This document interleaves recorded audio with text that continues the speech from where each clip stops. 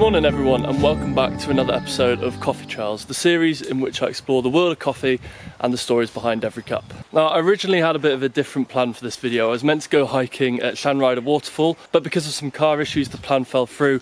So what I thought I'd do is just walk. I'm simply just going to walk and see where I end up today. So join me as we go for a little wander together, and of course we'll make some great coffee on the way.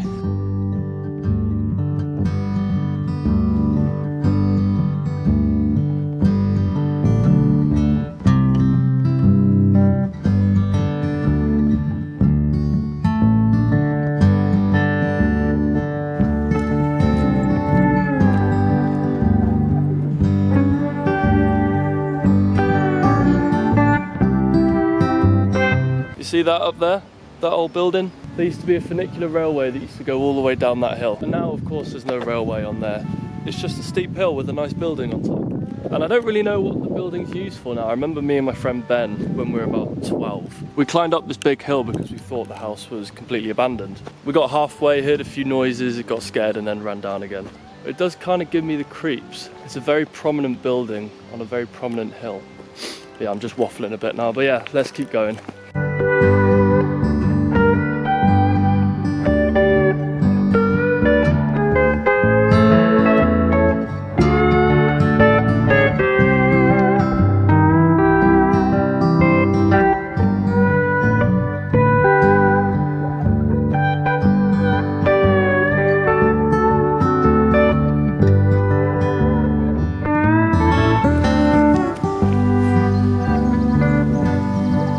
I can't get more than 3.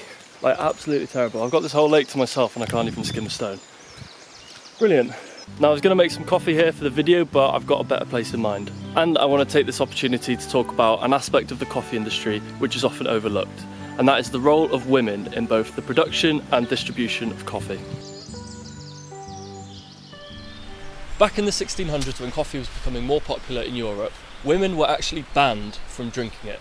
They were banned. That sounds crazy, doesn't it? It was a wealthy man's drink. But who was running the coffee houses and who was serving the men coffee? Women! Women actually had a massive impact on the coffee culture that we know and love today. For example, the first person to become officially licensed to sell coffee in the US was a woman, and she was from Wales. Of all places, she was from the wonderful land of Wales. Her name was Dorothy Jones, and in 1670, where most property was owned by men, Dorothy saw a future in coffee, and she owned a tavern in Boston where she was able to sell chocolate and coffee before any man could. Dorothy's success allowed more coffee shops to open up in the region, so she was a real pioneer for coffee. And she was Welsh, Diane. And earlier on, I was able to sit down with Johanna Rodriguez, an authorised Specialty Coffee Association trainer, to talk more about women and the coffee industry. My name is Johanna Rodriguez and I am co-founder of Academia Barista Pro. We are based in El Salvador, Central America. What I do is live and breathe coffee every single day. So at Academia Barista Pro, I practically do a little bit about everything, from developing SCA training programs to helping coffee businesses with quality control, operations, and sustainable projects and advertising as well. What I try in every class is to inspire people to love coffee as much as I do, because I really, really love it. So whether it's in El Salvador or students online, I'm really focused in raising the bar for coffee excellence, and that is basically what I do. So how do you view the historical role of women in coffee, and what challenges do you think that they've faced? Women have always been practically the backbone of coffee, but they've been completely invisible for way too long. They do a lot, but get so little credit and sometimes very little pay. Women are very, very vulnerable in producing countries like ours. So, and they're practically everywhere in the industry. Truly underrepresented, I guess, in cooperatives and companies. So in your opinion, how has the role of women in the coffee industry evolved over time? And what progress have you seen in recent years? We're seeing more women stepping into leadership roles as farmers, roasters, baristas, and entrepreneurs. More countries are investing in programs that support women in coffee, not just in production. And now there's a lot more interest from importers. They are waking up to gender gaps and working to raise awareness. So it's awesome to see women forming networks to advocate for their rights. Now, of course, all of this is a progress, and we need much more to do. This is not something that you can do in one day, so we have a really long road ahead. So now I'm going to be walking to a very special place called the Redwoods, and it's just about a 10-minute walk from here. And yeah, you'll know what I mean by redwoods when we get there. I haven't been to this part of the woods in a long time. It's safe to say it's changed just quite a bit. Yeah, now this is a classic example of the power of nature. And look at that big boy as well. Massive amounts of trees that have fallen down. And let's see if I can get up this thing. Oh God.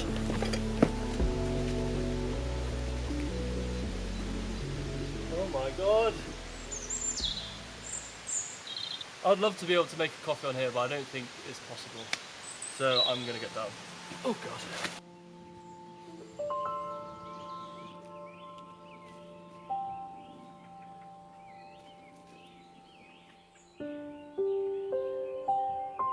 Okay, so I've made it into the redwoods. I am sweating, but as you can tell, this is a very special type of tree. And these redwoods were planted in 1857, and the forest holds some of the oldest ones in the UK. Yeah, just look at this weird barky texture.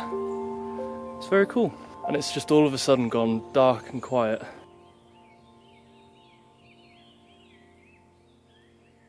So I've been walking for a long time now, and I think I found the perfect spot for a cup of coffee. All you need in life is a tree stump, and this looks like the perfect one.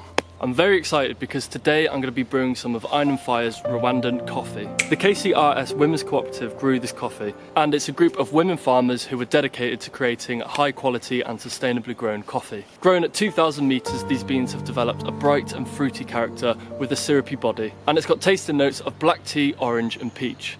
Beyond the coffee, the cooperative empowers women farmers, it supports fair trade, and it strengthens local communities in Rwanda. And I'll be using it with the V60 to highlight its clean, vibrant flavours, bringing out those citrusy and floral notes for a beautifully brewed coffee. So let's get to it.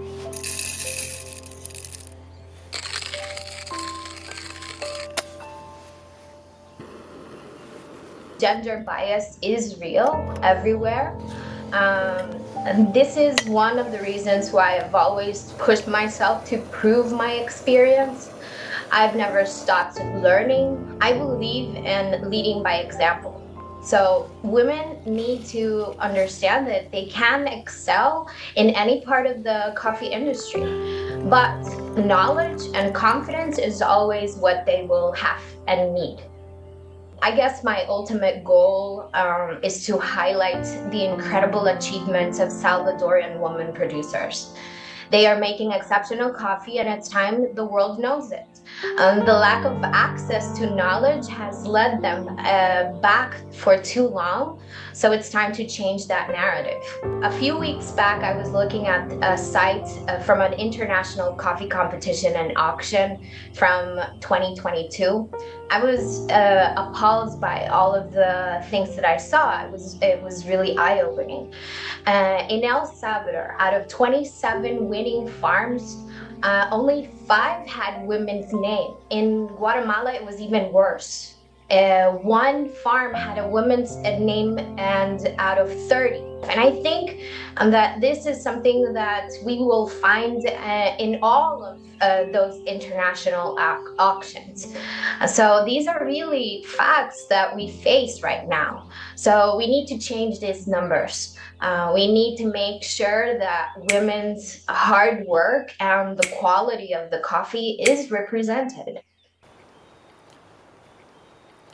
And here's the finished product. We've got a lovely little Rwandan coffee here. We should get some citrusy taste and notes, so let's try. Yahida. Oh. I tell you what, I'm not even just saying this, that is one of the nicest coffees I've had in a long time. It's quite a light coffee, but I can really get the citrusy notes. And then it's got like a lovely black tea aftertaste. Oh man, that is good. So if you want to try this coffee out for yourself, I'll leave the link in the description. I highly, highly recommend. And I want to say thank you very much for watching episode 3 of Coffee Trails, and a massive thank you to Joanna Rodriguez as well. So I hope you enjoyed, and I hope you learned a bit more about the pivotal role of women in the coffee industry. And let me know in the comments below where I should go next or what coffee I should taste next, and I'll see you next time. Cheers.